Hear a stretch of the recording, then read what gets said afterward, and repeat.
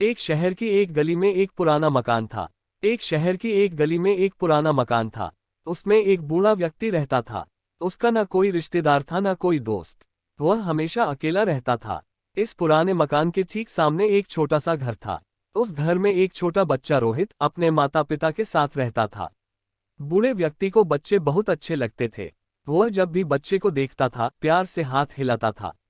छोटा बच्चा भी अपनी खिड़की में खड़े होकर जवाब में उसकी ओर देखकर हाथ हिलाता था। धीरे धीरे दोनों की दोस्ती हो गई। रोहित बूढ़े व्यक्ति को दादाजी कहकर बुलाने लगा। दादाजी अक्सर रोहित के लिए बिस्कुट लाते थे। कभी कभी वे उसके पसंद की चॉकलेट लाकर भी उसे देते थे। एक दिन रोहित ने भी उन्हें अपना एक खिलौना दिया। अपना टीन का सिपाही यानी टिन। दादाजी ने कहा कि वे इसे बहुत संभाल कर रखेंगे।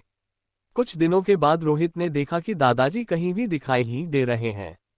उनके मकान को तोड़ दिया गया और वहां पर एक बेहद बंगला बनाया गया। रोहित के पिता ने उस बंगले को खरीद लिया। रोहित और उसके माता पिता बंगले में रहने लगे। धीरे धीरे रोहित बड़ा होने लगा और बचपन के उन दादाजी को भूलने लगा।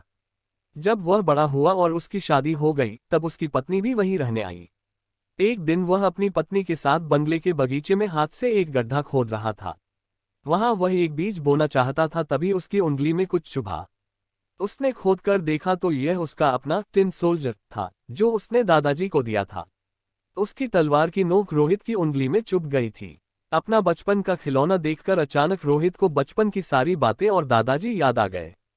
उसे याद आया कि दादाजी ने कहा था ये खिलौना मैं बहुत संभाल कर रखूंगा।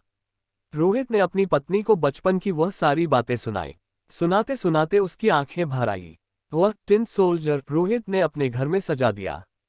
उसका ये पुराना खिलौना हमेशा उसे बचपन की मीठी यादों में ले जाता था। साथ ही उसे दादाजी भी याद आ जाते थे। उसमें एक बूढ़ा व्यक्ति रहता था। उसका ना कोई रिश्तेदार था ना कोई दोस्त। वह हमेशा अकेला रहता था। इस पुराने मकान के ठीक सामने एक छोटा सा घर था। उस घर में एक छोटा बच्चा रोहित अपने माता पिता के साथ रहता था। बूढ़े व्यक्ति को बच्चे बहुत अच्छे लगते थे। वह जब भी बच्चे को देखता था प्यार से हाथ हिलाता था। छोटा बच्चा भी अपनी खिड़की में खड़े होकर जवाब में उसकी ओर देखकर हाथ हिलाता था। धीरे धीरे दोनों की दोस्ती हो गई। रोहित बूढ़े व्यक्ति को दादाजी कहकर बुलाने लगा। दादाजी अक्सर रोहित के लिए बिस्कुट लाते थे। कभी कभी वे उसके पसंद की चॉकलेट लाकर भी उसे देते थे। एक दिन रोहित ने भी उन्हें अपना एक खिलौना दिया। अपना टीन का सिपाही यानी टिन। दादाजी ने कहा कि वे इसे बहुत संभाल कर रखेंगे। कुछ दिनों के बाद रोहित ने देखा कि दादाजी कहीं भी दिखाई ही दे रहे हैं।